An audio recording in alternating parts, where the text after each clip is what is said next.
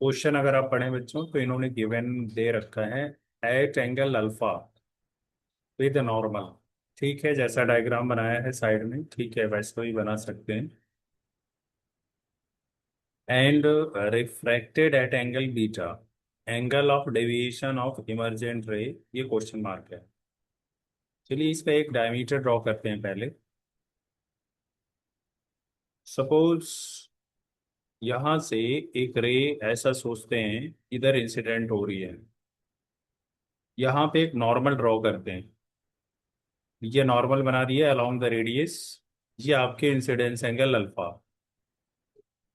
अब बच्चों ये एयर से ग्लास में जा रहे हैं, दिस इज ग्लास, तो ये नॉर्मल की साइड पे बेंड होंगे। और आप बेंड के पहले इसकी इनिशियल डायरेक्शन ड्रॉ कर दें।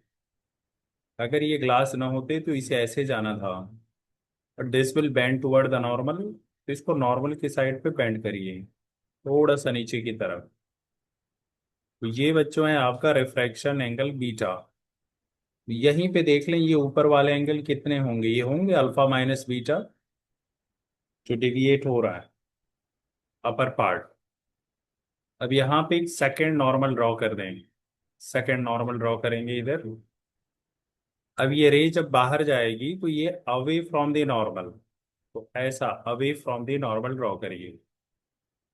तो देखिए ये ट्रायंगल के अंदर ये रेडियस सेम होते हैं, तो अगर लेफ्ट में एंगल बीटा है तो ये भी बीटा हो जाएंगे। तो यहाँ आपने देखा ये अल्फा इंसिडेंस पे ये बीटा रिफ्रैक्शन, तो यहाँ अगर बीटा है इन साइड पे तो बाहर की तरफ ही अल्फा हो जाएंगे sine I by sine R की हेल्प से। और इसको बच्चों डॉटेड पीछे की तरफ बढ़ाइए, डॉटेड। इसमें ये है आपका deviation angle, this angle is delta deviation. तो अब आप सोचिए कि ये ऊपर वाले एंगल कितने होंगे वर्टिकली अपोजिट से ऊपर, ये हो जाएंगे आपके अल्फा माइनस बीटा। तो ऊपर बच्चों जो अब ट्रायंगल बन रहा है इसमें देखिए ये जो डेल्टा है exterior angle, so exterior angle is equal to sum of opposite anterior. तो ये आपके आंसर आ जाएंगे, इसे ऐड कर दिया आपने, दिस इज रिजल्ट। क्लियर बच्चों? सर मैंने जो डायग्राम बनाया था उससे आंसर कैसे आएगा? ये क्लियर हो गया मैंने जो समझाया? Yes sir. आपके डायग्राम में आप ट्रायंगल बनाना पड़ेगा, उसमें ट्रायंगल नहीं बन रही है, आप डायमीटर पहले बनाइए। एक डायमीटर चाहिए ना, उसमें डेविएशन एंगल नहीं प्रॉपर बन रहा है। एक डायमीटर बनाइए, डायमीटर के रेफरेंस से आप आसानी से बना लेंगे। आपके डायग्राम में नहीं हो पा रहा क्लियर। डायमीटर एक लेके खुद से ट्राई करिए फिर हो जाएगा। क्वेश्चन नंबर 30 बच्चों, यहाँ पे ये नॉर्मल ऐसे दो मिरर लीजिए,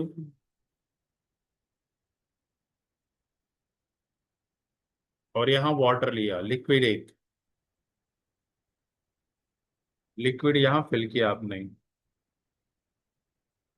this is mirror, left mirror, right mirror, completely water filled, incident ray perpendicular, this angle 90 degree. यहाँ नॉर्मल एक ड्रॉ करें, ड्रॉ नॉर्मल, ये नॉर्मल ड्रॉ किया। ये नॉर्मल पे सोचिए ये एंगल क्या होंगे, इंसिडेंस, इंसिडेंस एंगल सोच सकते हैं।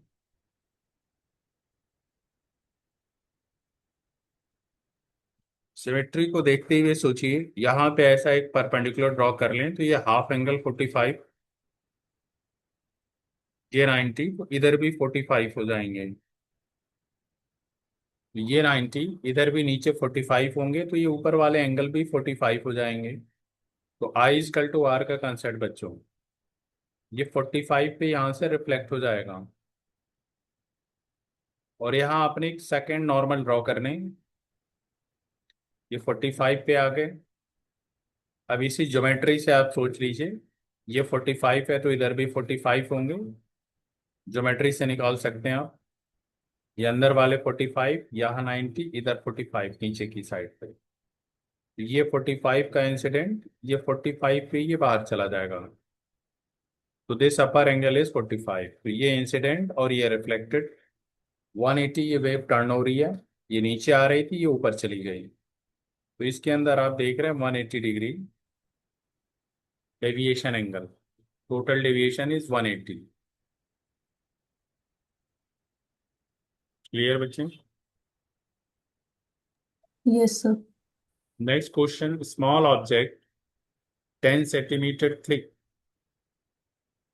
एक आप ऐसा थिक ग्लास बनाएं और यहाँ पे पीछे silvering. Object is 20 centimetre from the front. तो यहाँ एक ऑब्जेक्ट ऐसा सोचिए, this object is at 20 centimetre from the front of glass and glass thickness is given 10 centimetre. Glass की थिकनेस 10 सेंटीमीटर गिवन है। Image form 22। इसका इमेज ऐसा सोचें, this form at 22 centimetre behind. Question is find the refractive index. तो with respect to बच्चों, object अगर देखें, आपने अपर एंड डेप्थ का कंसेप्ट पढ़ा है। ये ऑब्जेक्ट अगर देखेंगे तो ये सिल्वर वाले पार्ट थोड़े शिफ्टेड दिखेंगे ऊपर की तरफ। Silver part will shifted. तो अपर एंड डेप्थ का फार्मूला आपने पढ़ रखा है, रियल डेप्थ बाई म्यू।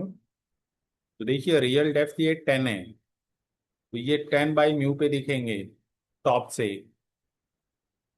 तो ये पीछे वाली लेंथ देखिए कितने हो गए रिमेनिंग, दिस इज 10 - 10/म्यू। तो अब ये जो आपका न्यू पोजीशन है एम डैश, इसके रिस्पेक्ट में आप जानते हैं ऑब्जेक्ट की मिरर से डिस्टेंस और इमेज की मिरर से डिस्टेंस सेम होते हैं, इसे इक्वल कर देंगे। सो एम डैश ओ और एम डैश आई।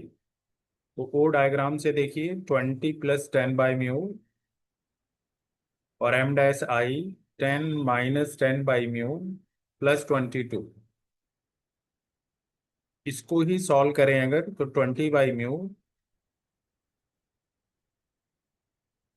और इसे 10 - 20 +22, यहाँ से आपके आंसर आ जाएंगे। इसी को अगर आप सॉल्व कर लीजिए तो ये आपके हो गए 11, सॉरी 12। तो mu is 20/12, that is 5/4, 5/3, this is 1.67। Clear बच्चे? Yes sir. नेक्स्ट देखिए, lens, there is a lens, focal length f, diameter of aperture is d. Now aperture d/2 central region covered with black paper। तो d/2 portion बच्चे इसका covered कर दिया आपने। Suppose this part is d/2, d/2 part is covered. तो अब देखिए second part में लाइट केवल इस साइड वाले रीजन से आएंगे क्योंकि सेंटर पे तो कवर्ड कर दिया आपने। This part is covered. तो आपने देखा था intensity is proportional to area of aperture. ये complete area of aperture. Area of aperture का आपने फार्मूला देखा था πr²। ये सर्कुलर अपर्चर होते हैं जिसमें से लाइट आ रही है। तो आप दो इक्वेशन बनाएंगे। फर्स्ट केस जब यहाँ पे ब्लैक कवर नहीं किया, उस केस में तो देखिए टोटल आपका ये डायमीटर d, तो इसकी जब एरिया निकालेंगे πr², so this will be πd/2², first case.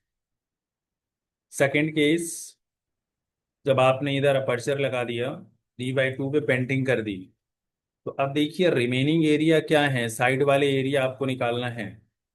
तो कंप्लीट एरिया से सबट्रैक्ट करेंगे, this is complete area minus जो सेंटर पे ब्लैक वाला पार्ट है। तो ब्लैक वाला पार्ट का देखिए d/2 डायमीटर है, तो इसके हाफ रेडियस हो जाएंगे d/4। तो this is pi d/4 square. This is the area, ये साइड वाले एरिया जिससे लाइट जाएंगे। तो इसको देखिए, अगर आप ब्रैकेट के अंदर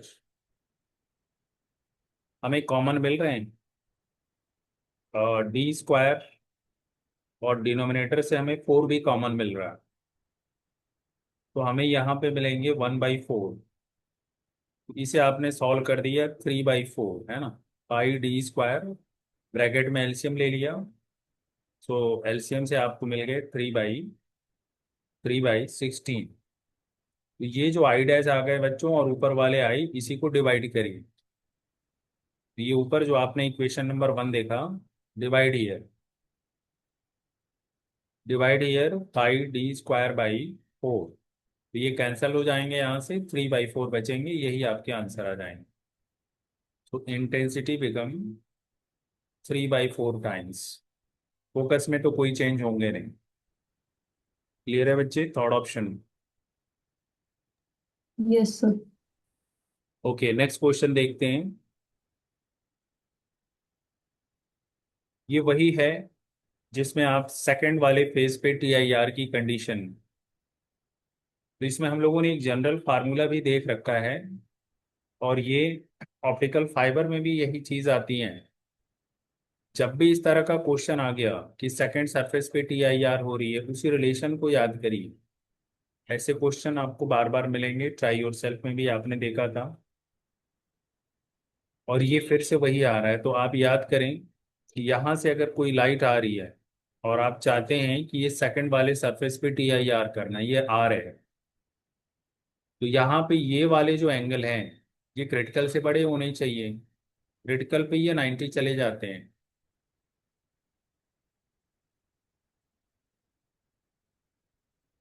थीटा की वैल्यू अगर आप C लेते हैं, क्रिटिकल लेते हैं, तो ये थीटा की वैल्यू C से बड़ी होनी चाहिए TIR के लिए। तो यहाँ से देखिए R फाइंड कर सकते हैं, 90 - C। R की वैल्यू अगर थीटा C से बड़ा है तो R की वैल्यू इससे छोटी हो जाएगी, R should be less than 90 - theta. और थीटा को हम लोग C लिखते हैं। अब यहीं पे हम I की, इन्होंने कहा व्हाट सो एवर वैल्यू, इसी पे हम लोगों ने एक फार्मूला निकाल रखा है, μ = sin I/sin R। इस I की वैल्यू को यही रखते हैं, और R की वैल्यू 90 - C। इस पे हम लोगों ने एक फार्मूला निकाला था, अगर याद हो, कॉस C को लिखा था म्यू के टर्म में और सॉल्व किया था, है ना। कॉस को लिखेंगे √1 - sin² C, और sin² C को 1/μ। इसी को जब आप क्रॉस मल्टीप्लाई और सॉल्व करते हैं तो इसमें ये रिजल्ट आते हैं, sin I should be less than और इक्वल टू μ² - 1। इसको एज अ फार्मूला ध्यान रखिए। आपके क्वेश्चन में आई की वैल्यू 90 डिग्री पुट कर देनी है मैक्सिमम, तो इसमें आप आई को 90 पुट करिए, तो दिस इज sin 90, और इसे स्क्वायर कर देते हैं। तो sin 90 इज 1, और इधर से भी 1 आ गए, दिस विल बी 2, और इस पे √2 लिखेंगे, तो ये आपके आंसर आ जाएंगे। इक्वल साइन लेंगे तो 90 पे जाएंगे, और ग्रेटर लेंगे तो TIR होगा, तो ये आपका आंसर आ जाएगा √2, थर्ड ऑप्शन। ये फार्मूले को याद रखिए, नेक्स्ट टाइम के लिए इजी होगा। क्लियर। Yes sir. इस क्वेश्चन में बच्चे रिद्धिमा बताएं क्या डाउट है। सर ये एक बार समझना था। ये वही है अभी जो हम लोगों ने ऊपर डिराइव कर दिया, ये सेम वही है। यहाँ ये लाइट आ रही है, इंसिडेंस एंगल, यहाँ पे ये रिफ्रैक्शन एंगल R। सेम अभी जो ऊपर प्रूफ किया वही है डायग्राम। और ये ऊपर की तरफ थीटा, ऊपर हम लोगों ने कर ही दिया अभी, वही है। ये एंगल I, ये R सेम है, ये एंगल थीटा, और यही आप चाहते हैं TIR। देखिए ये वही है ना, सेम अभी प्रूफ किया ऊपर, थीटा प्लस आर 90 हो जाएंगे। ये थीटा और आर ट्रायंगल के अंदर, यहाँ से थीटा निकाल दिया। और टी आई आर के लिए थीटा की वैल्यू सी से बड़े होनी चाहिए, थीटा की वैल्यू सी से बड़ी होनी चाहिए, सेम यही। और ये हम लोगों ने नीचे स्लैश ला लगा दिया, स्लैश ला यहाँ पे। और ये स्लैश ला की हेल्प से वही फार्मूला जो अभी लिखा था हम लोगों ने ऊपर, वही सेम डेरिवेशन है यहाँ पे। इसी में आपका लास्ट रिजल्ट सर यही ये आया। बोलिए बोलिए।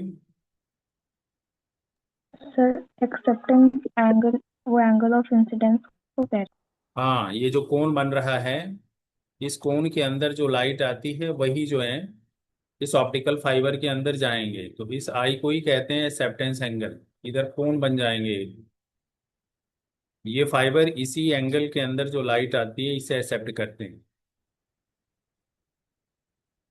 ठीक है। रहे। Yes sir. ओके, इस क्वेश्चन में बच्चे बताएं, stopping voltage x, stopping x by 3।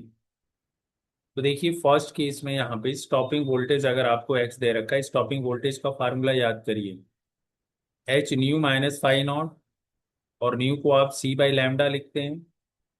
आपसे पूछा गया थ्रेशोल्ड वेवलेंथ, तो ये जो फाइव नॉट होते हैं, फाइव नॉट को आप फाइव नॉट को फाइव नॉट ही लिख लीजिए, कैलकुलेशन इजी हो जाएंगे, लास्ट में पुट कर देंगे। This is first, first case में बच्चों इसकी वैल्यू एक्स दे रखे हैं वी नॉट की, ये आपका फर्स्ट इक्वेशन। सेकंड केस में देखिए stopping potential X by 3, S C by 2 lambda minus five nought. तो आपको देखिए फाइव नॉट फाइंड करना है, आंसर देखिए लैम्डा के टर्म में है। तो x को एलिमिनेट करिए, x को एलिमिनेट कैसे करें, फर्स्ट इक्वेशन को 3 से मल्टीप्लाई करिए और सबट्रैक्ट कर दीजिए, x एलिमिनेट हो जाएंगे। मल्टीप्लाई फर्स्ट बाई 1/3, तो E X by 3 S C by 3 lambda minus five nought by 3, इसे सबट्रैक्ट करिए, दिस पार्ट कैंसिल, यहां से आंसर आ जाएंगे इसे सॉल्व करके। 1/2 माइनस 1/3, और इस साइड पे 5 और ये 1/3, तो यहाँ पे आप एलसीएम लेंगे तो 2/3 आपको मिलेंगे। और इसको हम लोगों ने लेफ्ट साइड पे ट्रांसफर किया और इसको ब्रैकेट में सॉल्व किया, तो 3 - 1, 3 - 2 1, सो दिस इज 1/6। और 5 को लिखा S C by lambda nought, तो ये सारी चीजें कैंसिल, 3 से 6 को भी कैंसिल कर देंगे, तो यहाँ से लैम्डा नॉट 4 लैम्डा आ जाएंगे, सेकंड ऑप्शन। स्टेप क्लियर है बच्चे जिनका डाउट है? Yes sir. नेक्स्ट देखिए electron microscope, electron microscope which is false. तो इलेक्ट्रॉन माइक्रोस्कोप में बच्चों इलेक्ट्रॉन को हम लोग वेव की तरह यूज करते हैं, इसमें electron is used as wave, electron is used as wave.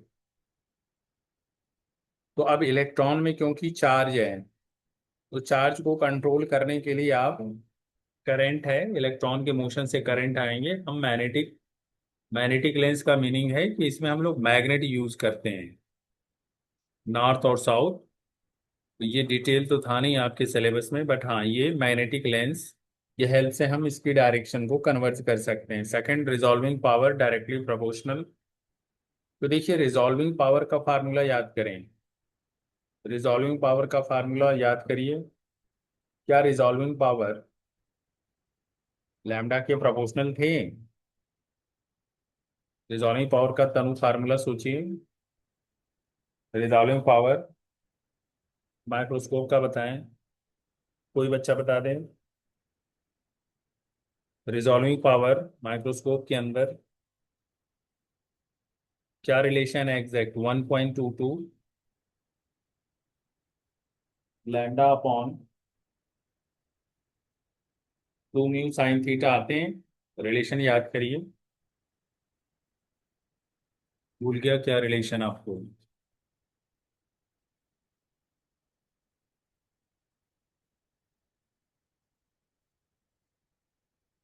तो ये जो लैम्डा है बच्चों, ये डी ब्रॉगली में आपने देखा था h/p, और p को लिखा था आपने 2 mk, और k को आपने लिखा था q delta v।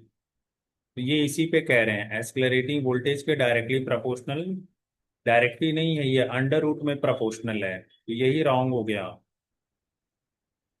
Inversely proportional तो देख ही रहे हैं फार्मूले से, और ये 1 मिलियन के ऑर्डर के होते हैं, तो सेकंड ऑप्शन इसका करेक्ट है। डन बच्चे? Yes sir. चलिए, ये डाउट दो बच्चों के थे। ये कह रहे हैं कि इंक्रीजिंग, अब देखिए लैम्डा इंक्रीज कब करेंगे? h/p पढ़ते हैं आप, तो p होते हैं मास मल्टीप्लाई वेलोसिटी। तो देखिए लैम्डा इंक्रीज तभी करेंगे जब वेलोसिटी डिक्रीज होंगे। और वेलोसिटी डिक्रीज कैसे होंगे? तो v इजिकल टू आप पढ़ते हैं u+at, और डिक्रीज तभी होगा जब वहां रिटार्डेशन होगा।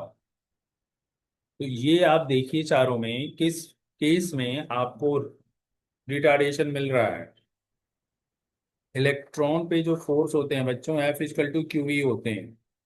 रिटार्डेशन पहचानिए और आंसर आ जाएगा। फर्स्ट केस में देखिए, फर्स्ट केस में फोर्स देखिए इधर ही आएंगे, F=qv फील्ड के अपोजिट होता है। सेकंड केस में भी देखिए इधर आ रहे हैं।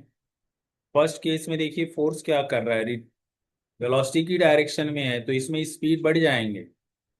सेकंड केस में भी देखिए स्पीड बढ़ेंगे।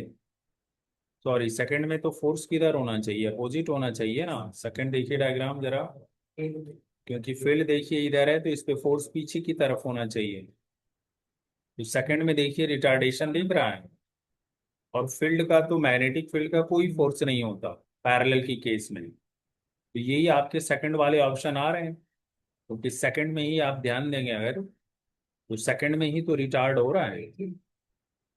तो सेकंड रिटार्ड है, तो सेकंड ऑप्शन आएंगे, स्पीड कम हो जाएंगे। क्लियर बच्चों? Yes sir. देखिए, आपने प्रोटॉन के लिए एक रिलेशन लिख रखे हैं, आपको अगर याद हो, 0.286 एंगस्ट्रॉम अपॉन डेल्टा वी, और डेल्टा वी आपको दे रखे हैं 225। तो बस इसी की वैल्यू पुट करके सॉल्व कर दीजिए, आंसर आ जाएगा टू टू सर फाइव 0.2 आ रहा था, पर 0.1 है। आंसर 0.1 है। Yes sir. और आपके 0.2 आ रहे हैं यस सर। नैनोमीटर। ये आंसर आपके नैनो में है। और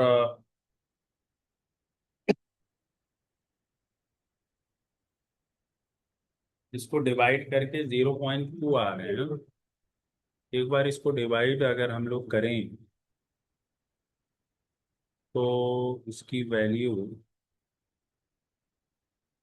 0.286/15। देखिए इसको डिवाइड करने पे इसकी वैल्यू आ रही है 0.019 एंगस्ट्रॉम। देखिए, तो इसको डिवाइड करते हैं तो ये वैल्यू आती है एंगस्ट्रॉम में। तो अब नैनो देखिए, और बड़ी वैल्यू है ना।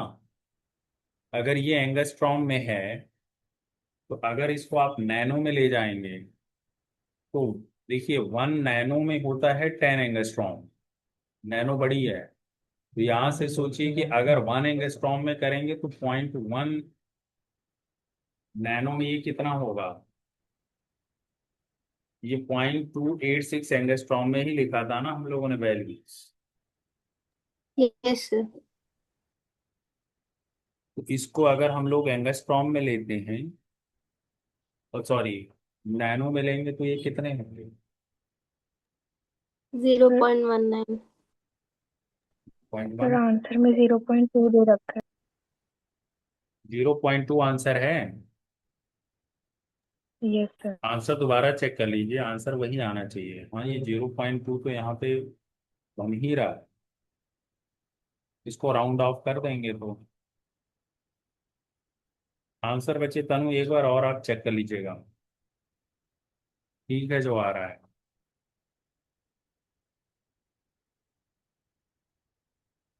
Yes sir. चलिए नेक्स्ट क्वेश्चन देखते हैं। Caesium and potassium incident radiation 2.2 में इमिट फोटो इलेक्ट्रॉन।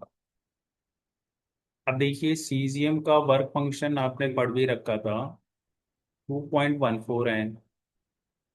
और सोडियम का आप देखें तो सोडियम का आपको ज्यादा दिख रहा है बच्चों। आप इसी से समझ जाइए कि अगर सीजियम से निकल गया इलेक्ट्रॉन तो सोडियम से तो अपने आप ही निकल जाएगा। तो अब देखिए आपको एनर्जी दे रखा है, एच न्यू की वैल्यू क्वेश्चन में देखिए दिया हुआ है 2.20। इसी से आप अंदाजा लगाएं, अगर आपकी एनर्जी, फोटोन की एनर्जी, ये फार्मूला लिखते हैं के max H nu minus five not. Electron कब निकलते हैं? जब ये एच न्यू की वैल्यू वर्क फंक्शन से ज्यादा होता है। तो ये देख के ही बता सकते हैं आप, ये हमें दिख रहा है ना वैल्यू इसके कंपैरिजन में। 2.14 से देखिए ये वैल्यू ज्यादा है, ये आप समझ पा रहे हैं। सीजियम वाले केस में ये वैल्यू देखिए इसके कंपैरिजन में ये लार्ज है। लेकिन आप सोडियम से देखें तो ये स्मॉल है, क्योंकि सोडियम का 2.30 चाहिए एनर्जी। सोडियम से अगर कंपेयर करते हैं इस वैल्यू को तो ये छोटी आ रही है। लेकिन अगर आप सीजियम से कंपेयर करें तो जब भी एच न्यू की वैल्यू वर्क फंक्शन से बड़ी है तो वहां से इलेक्ट्रॉन इमिट हो जाएंगे, इलेक्ट्रॉन विल इमिट। तो इसलिए देखिए सीजियम में तो इमिट हो जाएगा, फोर्थ ऑप्शन। क्लियर बच्चे? सोडियम से यस नहीं। सर।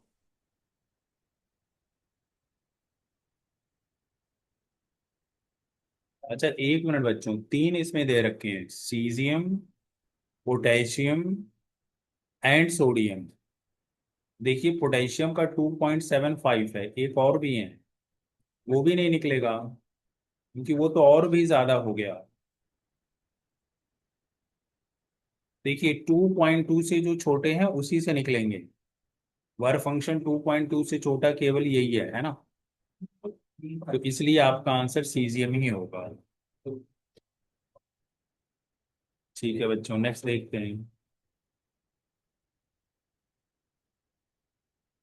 डेविसन जर्मर बच्चों, ये आपके सिलेबस में नहीं है, बट डेविसन जर्मर ने प्रूफ किया था कि इलेक्ट्रॉन वेव की तरह भी एक्ट करते हैं। Electron behave as a wave. Next question देखते हैं। थ्रेशोल्ड वेवलेंथ गिवन है और आपसे स्पीड पूछ रहे हैं, तो आप इसमें बेसिक फार्मूले लगाइए Einstein K max equal to H nu minus five nought. K max को आप लिखिए half M V square, H nu को लिखिए C by lambda, lambda is given, और फाइव नॉट देख लें। Threshold wavelength is given here, और ये आपको ठीक है, तो यहाँ पे एस सी बाई लैम्डा लिखना आपको, लैम्डा नॉट। इसी में आपको कैलकुलेशन करने हैं, स्पीड वी फाइंड करनी है। तो 2/m, इधर एस सी कॉमन ले लिया, थोड़ा कैलकुलेशन करना होगा आपको। इसमें बच्चे सारी वैल्यू पुट करके इसको सॉल्व करिए। मास इलेक्ट्रॉन का आप जानते हैं 9.1 10 पावर -31। एच की वैल्यू जानते हैं आप 6.6 10 पावर -34।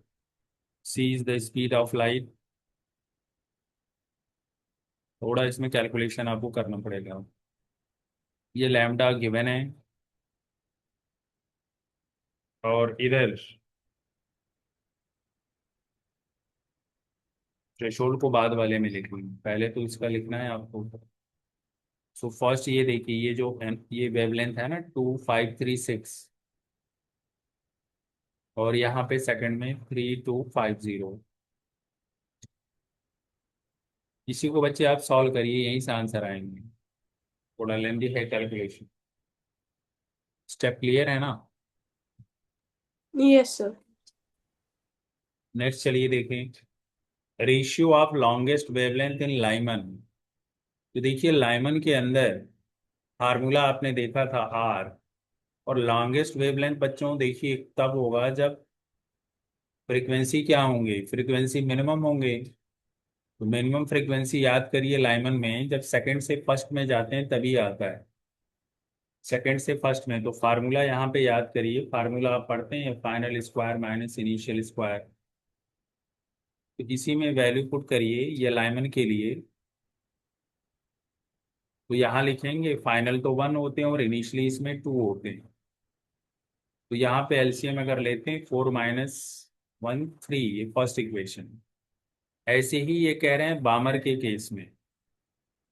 तो बामर के केस में देखिए कैसे मिलेगा, 3 से जब 2 में जाएंगे, 3 से जब 2 में जाएंगे याद करिए थर्ड लेवल से सेकंड लेवल में, तभी यहाँ पे मिनिमम फ्रीक्वेंसी आएंगे, तो वेवलेंथ मैक्सिमम हो जाएंगे। तो यहाँ पे आप लिखेंगे 1/2 स्क्वायर माइनस 1/3 स्क्वायर। इसका एलसीएम ले लिया 9 - 4 5, और नीचे लिखा 4 × 9। इसी दोनों इक्वेशन को डिवाइड करिए, आंसर आपको मिल जाएगा, first divided by second. Divide आप कर लेंगे। Yes sir. सर इस वाले 33rd में मैंने आपको सोल्यूशन मिला था, वो चेक कर दें। 26 का? सर नेक्स्ट का 33 का। अच्छा अच्छा, अभी एक बार देख लेते हैं, डिस्कशन कर ही लेते हैं, शायद मैंने ना देखा हो। तो इलेक्ट्रॉन कह रहे हैं कि मोमेंटम, तो देखिए मोमेंटम जो फोटोन का हम जानते हैं E/c होता है। तो ये क्वेश्चन में क्या कह रहे हैं कि वेलोसिटी कितनी रखें, ये तो फोटोन का है फार्मूला मोमेंटम का। क्वेश्चन में इन्होंने कहा कि जो फोटोन का मोमेंटम है वही इलेक्ट्रॉन का है। अब देखिए इलेक्ट्रॉन के लिए तो मास इंटू वेलोसिटी करेंगे, और फोटॉन का यही फार्मूला E/c लिखिए, E/c लिख दीजिए। या इसको सॉल्व करेंगे तो ये ये फिर h/λ ही आ जाता है सॉल्व करके। तो यहीं से देखिए V आ जाएंगे आपको, h/m करना है। h की वैल्यू आप जानते ही हैं 6.6 10⁻⁻34, मास आपको नोन है, और 31, और लैम्डा क्वेश्चन में गिवन है आपको। इसी को आप सॉल्व करिए, यहीं से आंसर आए, स्टेप यही है। ठीक है बच्चे? सर इसमें हाँ बोलिए। 1394 को ऑलमोस्ट 1400 लिया हुआ है, पर ये अप्रोक्सीमेशन तो ज्यादा है। दोबारा बोलिए बच्चे, क्लियर नहीं मैं समझ पाया, फिर से बोलिए। सर इसको सारा सॉल्व करके 1394 आएगा। उसकी क्लोज वाली टिक और करिए। उसके पर सर 1400। ये अप्रोक्सीमेशन तो 6 यूनिट्स ही ज्यादा है। 1394 आ रहा है ना आपके, यस सर। इसको अप्रॉक्स करेंगे तो 1400 ही होगा ना। Yes sir. ये है आपका थर्ड ऑप्शन, देखिए। नहीं सर, मैं ये कह रही थी अप्रोक्सीमेशन ज्यादा थी, इसलिए मुझे लगा मेरा गलत ना हो। आप देखिए क्लोज वाले तो करते ही हैं नीट में, क्योंकि इसके आसपास तो और कोई ऑप्शन है नहीं 4 से। तो ये अप्रोक्सीमेशन आपको करना होगा, क्लोज वाले को आप टिक कर देंगे, ठीक है ना। Yes sir. Next question, maximum energy 1, red light falling. देखिए वायलेट लाइट जब इधर आ रहे हैं, फार्मूला आप जानते हैं maximum kinetic energy is equal to h⁻⁻∅0। तो फर्स्ट केस में जब वायलेट यूज तो किया, वायलेट, 15 नंबर डाउट है। क्या बच्चे, नीचे वाले डाउट सर है? 15 नंबर है। हाँ, 15 नंबर देखिए, ये कह रहे हैं कि फ्रीक्वेंसी डबल कर दिया, फ्रीक्वेंसी डबल। तो देखिए के max H nu minus five not. देखिए फ्रीक्वेंसी अगर आप डबल करते हैं तो इसकी वजह से बस ये काइनेटिक एनर्जी जो है बढ़ जाएंगे।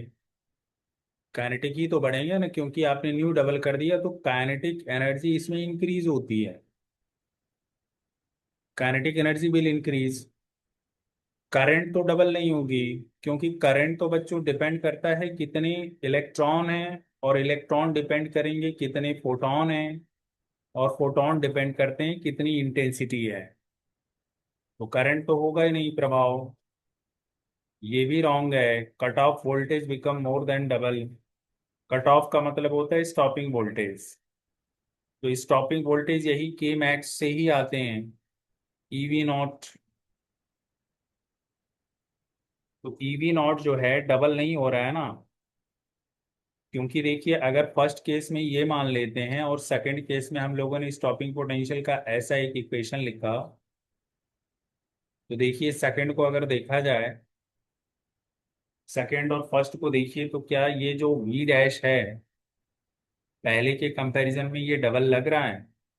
जैसे देखिए इसको ऐसे लिखिए, सेकंड इक्वेशन को इस तरह लिखिए तो और आसान हो जाए। सेकंड को हम ऐसे लिख सकते हैं, तो सेकंड को देखिए अगर इस तरह आप लिखेंगे, या ऐसा करिए इसको एक, देखिए डबल तो नहीं लग रहा है ना एग्जैक्ट। डबल लग रहा है, ये जो लास्ट वाला ऑप्शन है ये रॉन्ग है, डबल तो नहीं है ना ये, क्योंकि ये वाले स्टेप को देखिए क्या है। ये स्टेप है आपका इक्वेशन नंबर वन। तो यहां से हमें क्लियर मिल रहा है कि ये डबल नहीं है ना। ये इक्वेशन हमें बतला रहा है कि दिस इज नॉट डबल। तो इसलिए इसमें थर्ड ऑप्शन ही करेक्ट होंगे, और थर्ड ऑप्शन को आप प्रूव कर सकते हैं। थर्ड को अगर प्रूव करना है तो एच न्यू को इलिमिनेट करिए और फाइव के टर्म में आंसर लगाओ। अभी बच्चों हम लोग ब्रेक लेंगे।